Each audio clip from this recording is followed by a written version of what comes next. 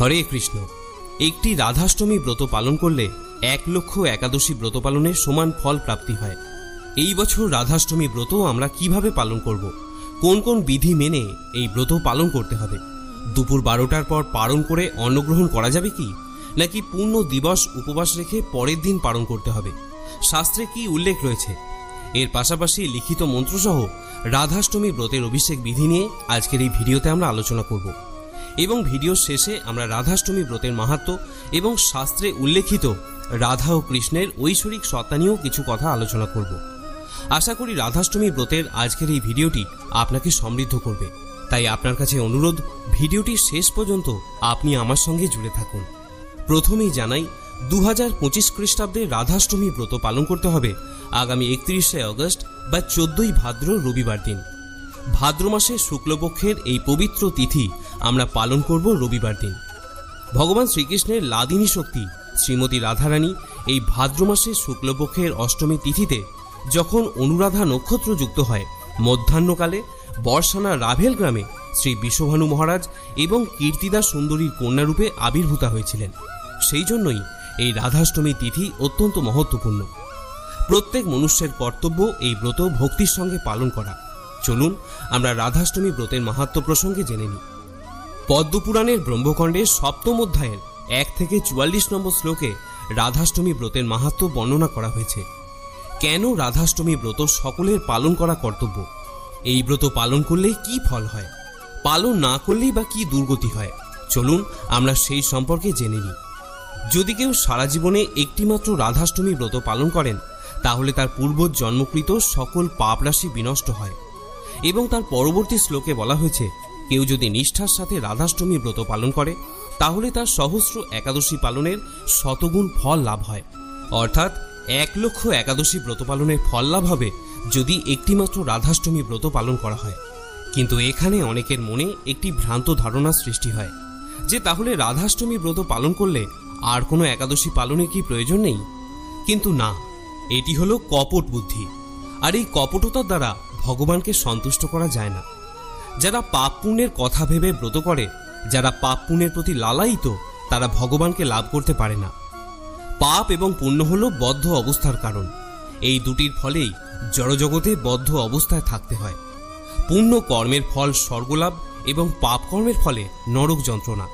কিন্তু যারা প্রকৃত ভক্ত, তারা পাপ পুণ্যের কথা ভেবে কখনো ভগবানের সেবা করেন না। তারা ভগবানকে সন্তুষ্ট করার জন্যই ব্রত পালন করে থাকেন। এই ব্রত পালন করে আমি এই ফল পাব, এইসব তারা ভ্রুক্ষেপই করেন না।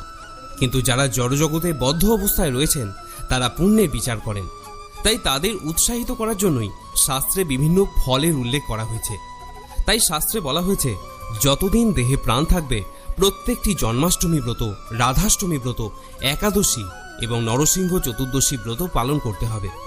অর্থাৎ শাস্ত্র তাদের অনুপ্রাণিত করার জন্য বিভিন্ন ফলের কথা বলেছে যারা ধর্মকর্মে মনোনিবেশ করতে পারেন না। ব্রহ্মখণ্ডের পরবর্তী শ্লোকে বলা হচ্ছে, পর্বত পরিমাণ স্বর্ণ দান করলে যে পুণ্য লাভ হয়, তার শতগুণ ফল লাভ হয় একটিমাত্র রাধাষ্টমী ব্রত পালন করলে। এবং তার পরবর্তী শ্লোকেই বলা হয়েছে, 1000 কন্যাদানের সমান ফল পাওয়া যায় যদি কেউ শ্রদ্ধার সাথে একটিমাত্র রাধাষ্টমী ব্রত পালন করে। একটি রাধাষ্টমী ব্রত পালন করলে গঙ্গা যমুনাদি সহ 3.5 কোটি তীর্থ দর্শনের সমান ফল লাভ হয়।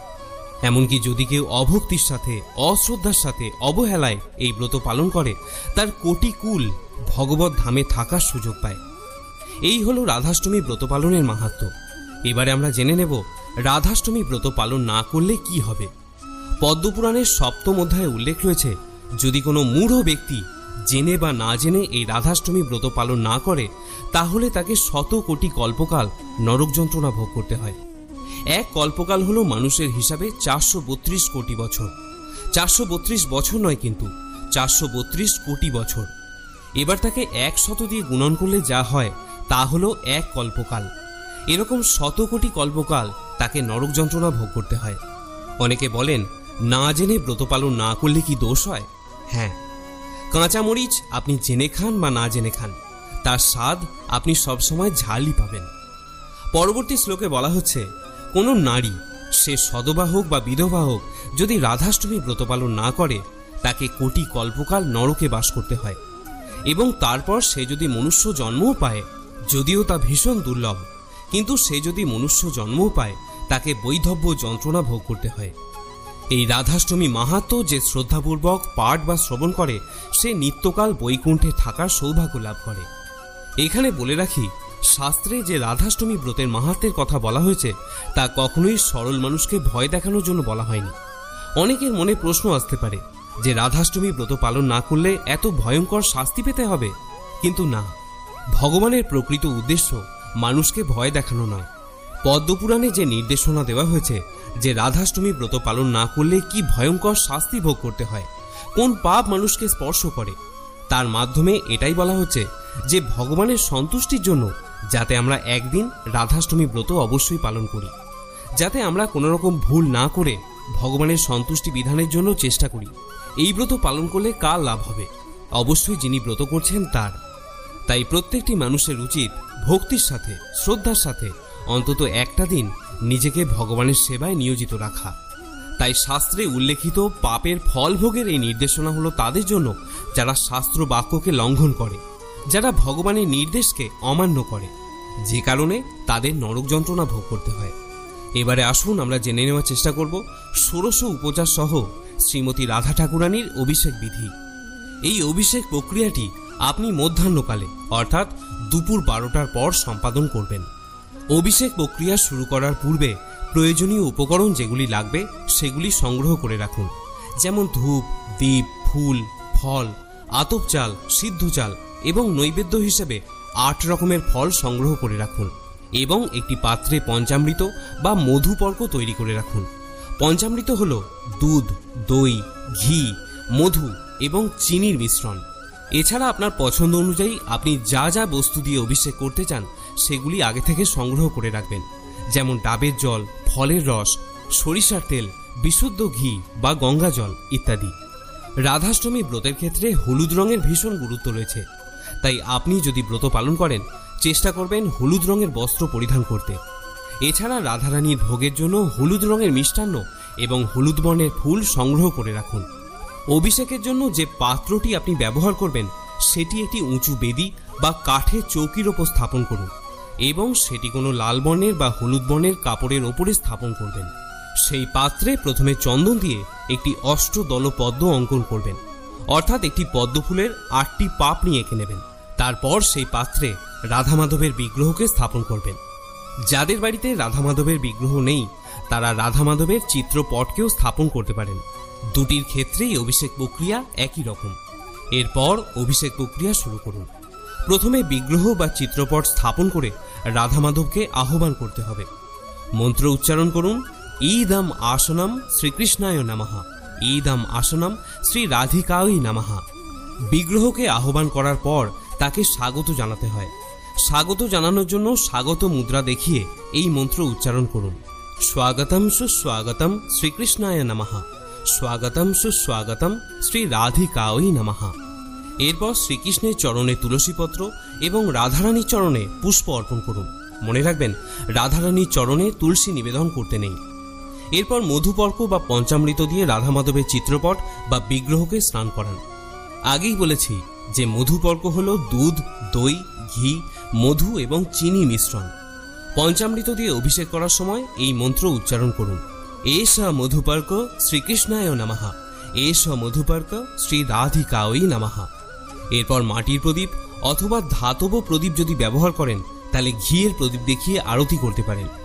আপনি ঈষদুষ্ণ জলে অভিষেক করতে পারেন, ফলের জুস, পঞ্চগব্য, ডাবের জল ইত্যাদি দিয়েও অভিষেক করতে পারেন। সব শেষে পুষ্প দিয়ে অভিষেক করবেন। সম্ভব হলে ভগবানের গলদেশ পর্যন্ত পুষ্প দিয়ে ঢেকে দেবেন। অভিষেকের পর রাধা মাধবকে সুন্দর রঙিন বস্ত্র দিয়ে সুন্দরভাবে সজ্জিত করবেন। এরপর চাইলে আপনি পুনরায় আরতি করতে পারেন। অভিষেক প্রক্রিয়া হয়ে গেলে ভোগ নিবেদন করুন এবং ধূপ, দীপ ইত্যাদি প্রজ্বলন করে দিন। ভোগ হিসাবে আপনি অন্নব্যঞ্জন, পিঠাপুলি, পায়েস ইত্যাদি নিবেদন করতে পারেন এবং পারণের পর এই অন্নপ্রসাদ গ্রহণ করেই আপনি ব্রত সমাপন করে নেবেন। ভোগ নিবেদন এবং আরতি করার পর শ্রী রাধিকার এবং শ্রীকৃষ্ণের চরণে আপনারা প্রার্থনা করুন যাতে তিনি আপনার এবং আপনার পরিবারকে সকল রকম আশীর্বাদ প্রদান করেন এবং প্রার্থনা করবেন যেন আমরা সকলেই শ্রীমতী রাধারানীর আনুগত্যে তার সেবায় যুক্ত হতে পারি। প্রথমে ভগবান শ্রীকৃষ্ণকে এবং তারপর রাধারানীকে এই মন্ত্র উচ্চারণ করে প্রণাম করুন। শ্রীকৃষ্ণের প্রণাম মন্ত্রটি হল, হে কৃষ্ণ করুণা সিন্ধু দীনবন্ধু জগৎপতে গোপেশ ও গোপিকাকান্ত রাধাকান্ত নমস্তুতে। এবং শ্রী রাধিকার প্রণাম মন্ত্রটি হল, তপ্ত কাঞ্চন গৌরাঙ্গী রাধে বৃন্দাবনেশ্বরী বৃষ ভানু সুতে দেবী প্রণমামি হরিপ্রিয়ে। এবারে আসুন রাধাষ্টমী ব্রতের উপবাস এবং পারণ সংক্রান্ত বিষয়ে আমরা কিছু তথ্য জেনে নিই। যদিও এই সংক্রান্ত একটি বিস্তারিত ভিডিও আমি এর আগেই পোস্ট করেছিলাম, তবুও আপনাদের সুবিধার্থে আমি কিছু তথ্য সংক্ষিপ্তভাবে আপনাদের সাথে ভাগ করে নিচ্ছি।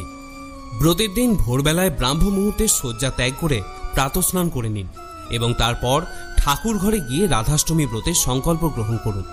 মনে মনে প্রার্থনা করুন এই ব্রত আপনি যাতে সঠিকভাবে পালন করতে পারেন। শ্রীমতী রাধারানীর কাছে প্রার্থনা করুন যাতে তিনি আপনাকে সেই শক্তি প্রদান করেন যার দ্বারা আপনি এই ব্রত নিষ্ঠার সঙ্গে পালন করতে সক্ষম হন। আপনি চাইলে সংকল্প মন্ত্রটি এভাবে উচ্চারণ করতে পারেন, ওম বিষ্ণুম যজ্ঞম বাসুদেবম হরিম রাধা বল্লভম স্মরামি।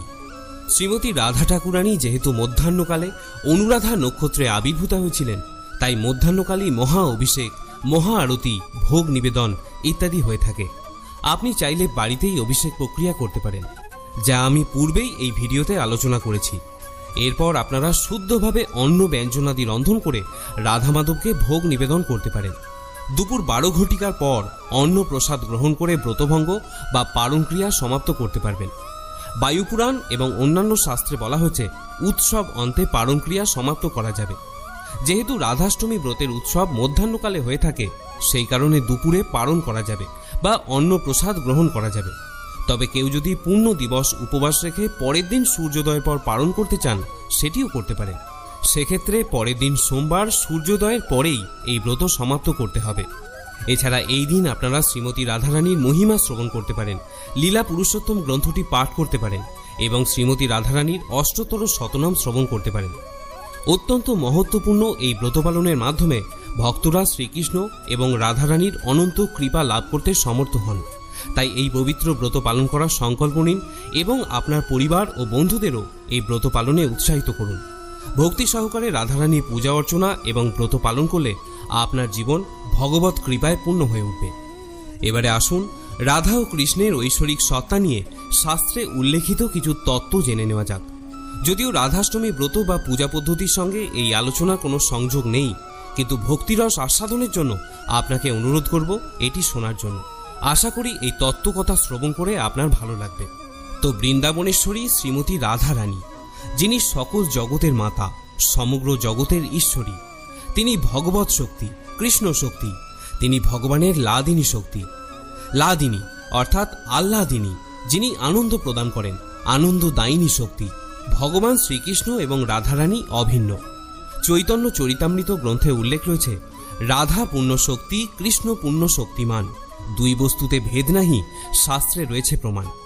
অর্থাৎ তারা দুজনাই এক, শুধুমাত্র মাধুর্য রস আস্বাদনের জন্য তারা দুই দেহ ধারণ করেছিলেন। ভগবান শ্রীকৃষ্ণ বসে আছেন শতশৃঙ্গ পর্বতে। সেই শতশৃঙ্গ পর্বতের রাসমঞ্চে তার ইচ্ছায় তিনি নিজেকে আনন্দ প্রদানের জন্য তার বাম অঙ্গ থেকে শ্রীমতী রাধা ঠাকুরানীকে প্রকট করেছিলেন। রাধারানী আবির্ভূতা হয়ে তৎক্ষণাৎ ভগবানের সেবায় নিযুক্ত হওয়ার জন্য রাসমঞ্চের দিকে ধাবমান হলেন। সেই জন্য রাসমঞ্চে রা এবং তিনি যে ভগবানের সন্তুষ্টির জন্য পুষ্প চয়ন করার জন্য ধাবমান হয়েছিলেন, সেখান থেকে ধা, এই দুয়ে মিলে রাধা শব্দের উৎপত্তি। শ্রীমতী রাধা ঠাকুরানী থেকেই সমস্ত লক্ষ্মীর প্রকাশ, সমস্ত গোপীগণের প্রকাশ এবং ভগবানের সমস্ত মহিষীগণের প্রকাশ। আর পরমেশ্বর ভগবান শ্রীকৃষ্ণ হলেন সর্বশক্তিমান, তিনি সর্ব আকর্ষক। কৃষ্ণ শব্দের অর্থই হল যিনি সব কিছুকে আকর্ষণ করতে পারেন, কিন্তু শ্রীমতী রাধারানী স্বয়ং শ্রীকৃষ্ণকে আকর্ষণ করেন। পরমেশ্বর ভগবান শ্রীকৃষ্ণ তিনি মদনদেবকে মোহিত করেন বলে তার নাম হয়েছে মদন মোহন, কিন্তু শ্রীমতী রাধারানী হলেন মদন মোহন মোহিনী, কারণ তিনি ভগবান শ্রীকৃষ্ণ অর্থাৎ মদন মোহনকেও মোহিত করেন। রাধাষ্টমী ব্রত পালনে ভক্তরা শ্রীকৃষ্ণ এবং শ্রীমতী রাধারানীর অপার কৃপা লাভ করেন। পদ্মপুরাণে বলা হয়েছে, যারা রাধাষ্টমী ব্রত পালন করেন তারা বৈকুণ্ঠধামে বাস করার সৌভাগ্য লাভ করেন। তাই এই পবিত্র তিথি সকলেরই পালন করা কর্তব্য। তাই আপনিও এই রাধাষ্টমী ব্রত পালনে অংশগ্রহণ করুন এবং রাধারানীর কৃপা লাভ করে আপনার জীবনকে পবিত্র করুন। শ্রোতা বন্ধুরা, আজকের এই ভিডিওতে আমরা জানলাম রাধাষ্টমী ব্রত কখন এবং কিভাবে পালন করতে হবে, রাধারানীর অভিষেক বিধি, রাধাষ্টমী তিথির মাহাত্ম্য এবং রাধা এবং কৃষ্ণের ঐশ্বরিক সত্তা নিয়ে শাস্ত্রে কি উল্লেখ রয়েছে তার সমস্ত বিবরণ আজকের এই ভিডিও থেকে আমরা শিখলাম। যদি এই সম্পূর্ণ ভিডিওটি দেখার পর আপনার ভালো লাগে তাহলে ভিডিওটিতে অবশ্যই একটি লাইক করবেন। সকলে ভালো থাকুন, সুস্থ থাকুন এবং আনন্দের সঙ্গে রাধাষ্টমীর ব্রত পালন করতে থাকুন। জয় শ্রীকৃষ্ণ। রাধে রাধে।